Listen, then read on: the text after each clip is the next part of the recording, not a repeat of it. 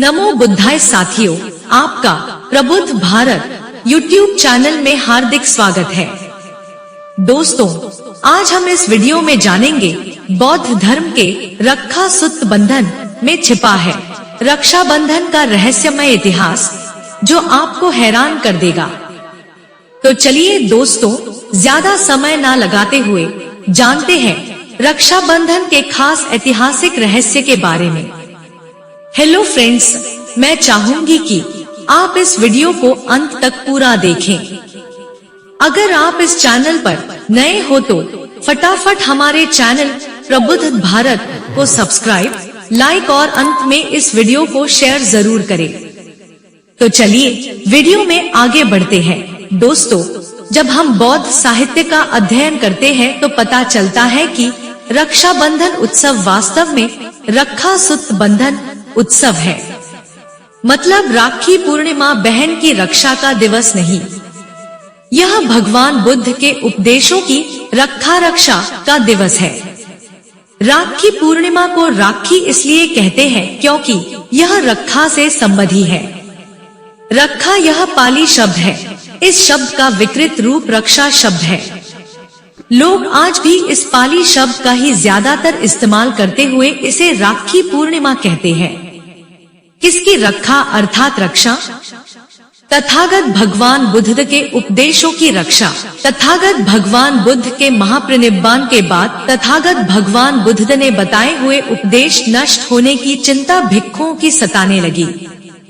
उन्हें इसे एक जगह सुरक्षित करने की जरूरत महसूस हुई, क्योंकि अगर ऐसा ना किया गया तो कुछ वर्षों बाद धीरे धीरे भिक्षु व उपासक इन्हें भूल जाने का खतरा था। इसी वजह भिक्षु संघ ने भगवान बुद्ध के महापरिनिर्वाण वैशाख पूर्णिमा के दिन के 3 माह बाद भगवान बुद्ध के 84,000 वचनों उपदेश को अर्थात सूत्रों को सुरक्षित रखने के उद्देश्य से पहली बौद्ध संगीति सम्राट अजातशत्रु के संरक्षण में और महान अरहत भिक्षु महाकश्यप के नेतृत्व में राजगीर अर्थात राजगृह के सप्तपर्णी बौद्ध गुफा में प्रथम धम्म संगीति का आयोजन ईसा पूर्व 483 में किया।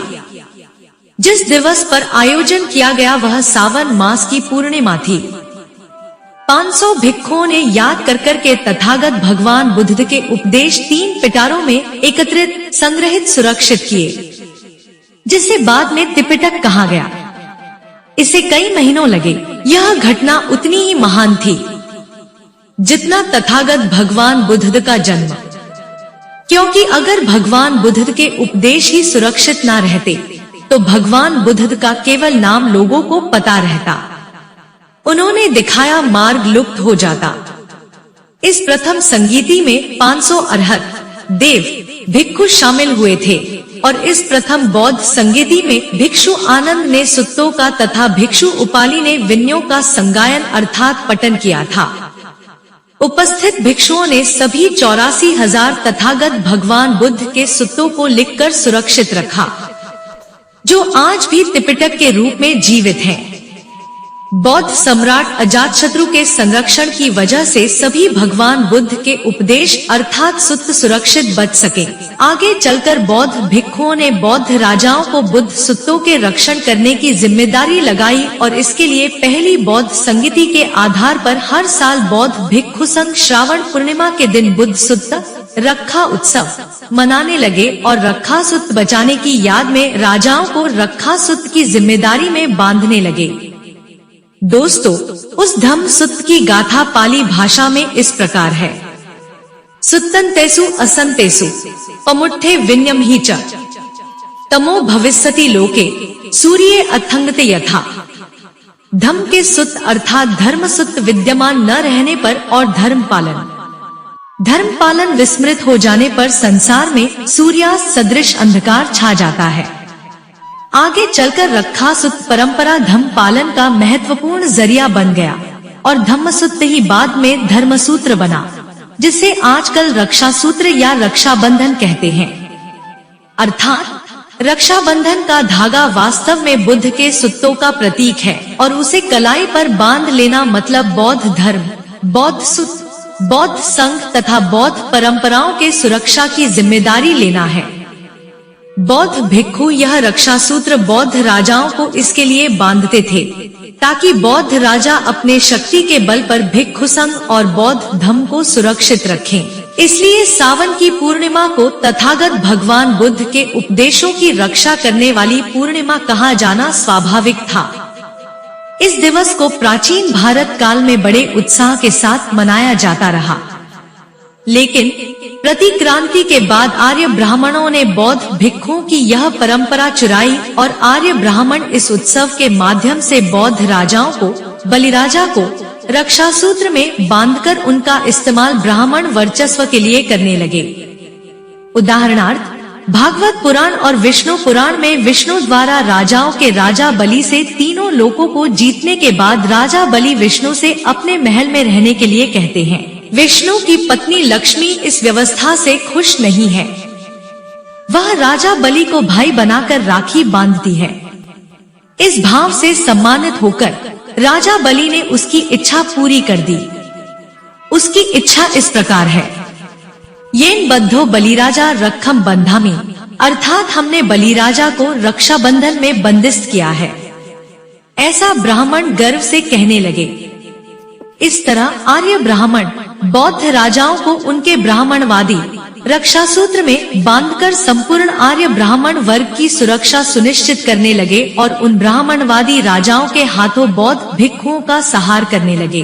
प्रतिक्रांति के दौर में अर्थात एक बौद्ध साम्राज्यों के पतन के दौर में बौद्ध भिक्षुओं के कत्लेआम के दौर में गुलाम बनाए गए मूल निवासी भारतीयों के धर्म स्थलों पर आर्य ब्राह्मणों ने कब्जा किया और धर्म की हर वह चीज, हर परंपरा, हर उत्सव को विकृत किया, अर्थात बौद्ध धर्म का ब्राह्मणीकरण किया।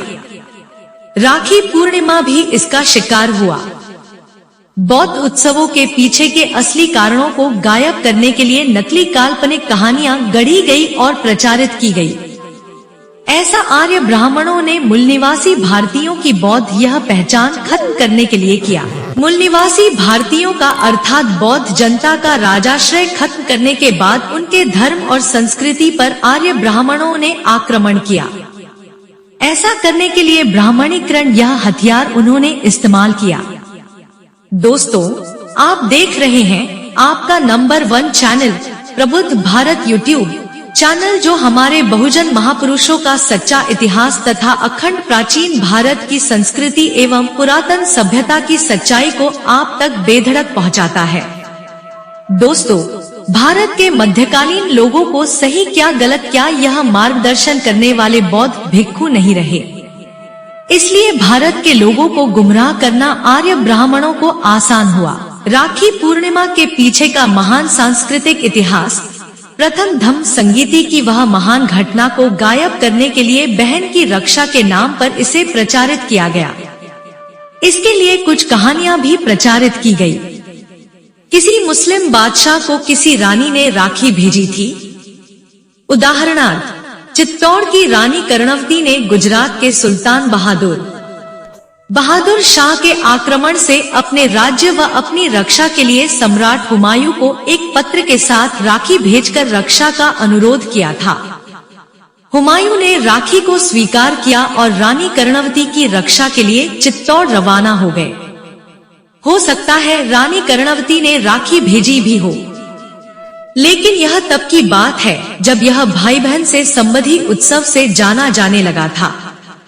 हम तो ईसा पूर्व के समय की बात यहाँ कर रहे हैं। दोस्तों, अगर यह भाई बहन का उत्सव है तो फिर आज ब्राह्मण रक्षा बंधन के दिन घर घर जाकर लोगों को धागा क्यों बांधते हैं?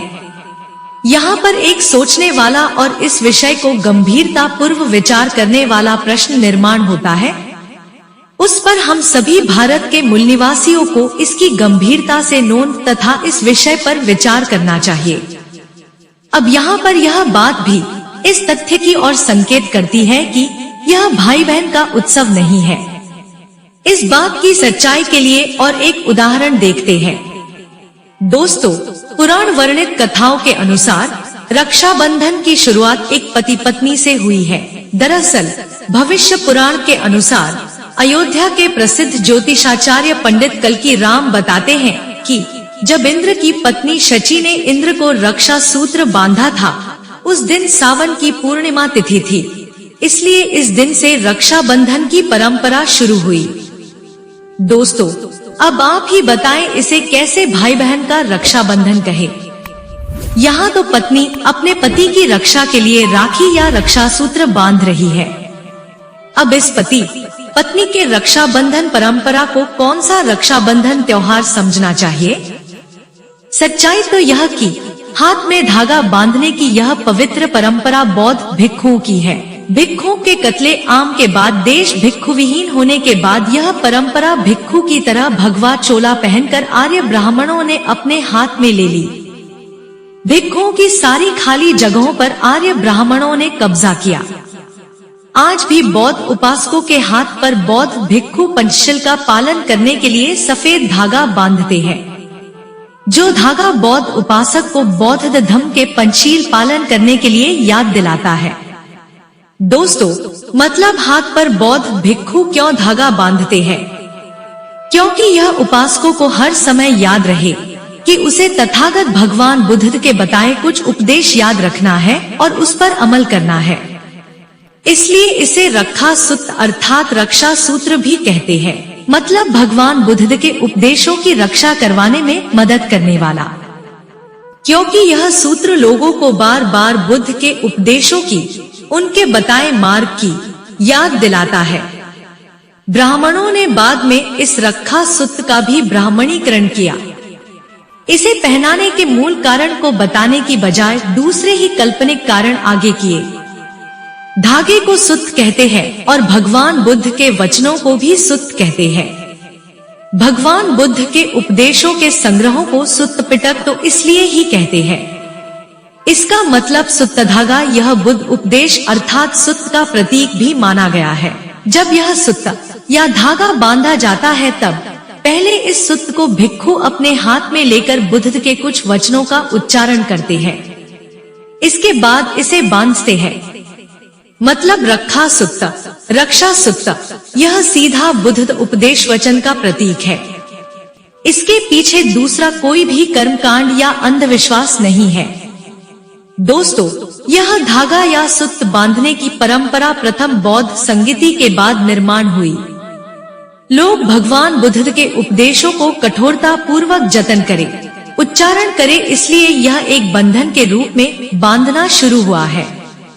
दोस्तों, आज भी हम देखते हैं कि हाथ में सफेद सूत्र धागा बांधा बौद्ध व्यक्ति भगवान बुद्ध के धम्म का आचरण या बुद्ध वचन पंचशील का पालन नहीं करता दिखाई देता है, तो लोग उसकी हंसी उड़ाते हुए कहते हैं कि हाथ में शील का धागा बांधा है और तुम बौद्ध होकर भी बुद्ध वचनों का या शील का पालन क्यों नहीं करते हैं? मतलब यह सतत याद दिलाने के लिए है कि तुम्हें बुद्ध के वचनों को हमेशा याद रखना है, उस पर चलना है। अब तुम धम्म के बंधन में बंध चुके हो, अब गलत बातों से तुम्हें दूर रहना है। यह सूत्र धागा बहुत सारे बौद्ध देशों में भिक्षुओं द्वारा आज भी बांधा जाता है। इसका रंग पहले केवल सफेद ही था, फिर फैशन के चलते बाकी रंगों में भी आया। सिंपल धागा बाद में एक ब्रासलेट के रूप में आया, इसे ही राखी कहते हैं। मतलब यह राखी और कुछ नहीं है, यह भिक्षुओं द्वारा उपासकों को बांधने का सूत्र धागा है, जो बुद्ध वचनों की सुरक्षा में महत्वपूर्ण भूमिका अदा करता था। यह भाई को बहन ने बांधने का धागा नहीं है। इसे रक्षा बंधन इसलिए ही कहते हैं क्योंकि यह धागा भिक्षु बुद्ध वचनों की रक्षा के लिए बौद्ध उपासक लोगों को बांधते थे। बुद्ध वचनों को याद रखने व उस पर चलने की प्रेरणा यह धागा देता था, इसलिए यह बुद्ध वचनों का रक्षक साबित हुआ। दोस्तों, मूल निवासी लोगों को बहुत ही ठगा गया है। उनके धर्म संस्कृति से आर्य ब्राह्मणों ने बहुत ही मजाक किया है। जिस तरह से सूर्य को कुछ बादल छिपाकर रखे, उसी तरह भारतीयों के हर एक उत्सव के पीछे के असली कारणों को फालतू की मनगढ़ंत कहानियों को आगे करके छिपाया गया है। यह कोई मामूली बात नहीं है, बल्कि यह मूल निवासी भारतीयों के धर्म और संस्कृति को ध्वस्त करने वाला सांस्कृतिक आक्रमण है। इस तरह बौद्ध रक्षा सूत्र उत्सव बाद में ब्राह्मणवादी रक्षा सूत्र अर्थात रक्षाबंधन उत्सव में बदल गया। दोस्तों, हमें इस ब्राह्मणवादी उत्सव को फिर से प्राचीन बौद्ध उत्सव में तब्दील करना होगा।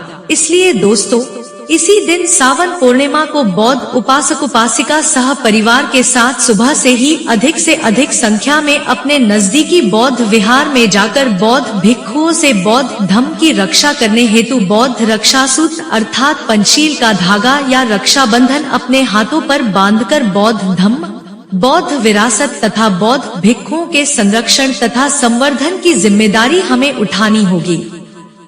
दोस्तों, अंत में यही कहना चाहूंगी कि मूल निवासी भारतीयों को चाहिए कि वे अपने धर्म की हर परंपरा, हर उत्सव का शुद्धिकरण, डीब्राह्मणाइजेशन करें और शुद्ध मूल स्वरूप में इसे मनाएं। उनके पीछे के असली इतिहास को खोजें और उसका सतत प्रचार करें। मिथ्या कथाओं का भंडाफोड़ करें, यही एक उपाय है। दोस्तों, आपको हमारा यह वीडियो कैसा लगा यह बताने के लिए कमेंट बॉक्स में आपका रिव्यू नमो बुद्धाय लिखकर जरूर बताएं। उम्मीद है आपको यह वीडियो पसंद आई होगी। तो इसी बात पर आप इस वीडियो को लाइक करना मत भूलिए और इस चैनल पर आप नए हैं तो कृपया हमारे चैनल प्रबुद्ध भारत YouTube चैनल को सब्सक्राइब करना न भूलें। इससे हमें मोटिवेशन मिलेगा। तो मिलते हैं अगली बार हमारे बहुजन महापुरुषों के अनमोल प्रेरणादायक सत्य आदर्श विचारों के साथ। तब तक के लिए अपना ख्याल रखें। सबका मंगल हो, सबका कल्याण हो। भवतु सब्बन मंगलम। आपका बहुमूल्य समय देने के लिए धन्यवाद। जय भीम, जय भारत, जय संविधान। प्रेजेंटेशन बाय प्रबुद्ध Bharat YouTube channel. Thanks for watching.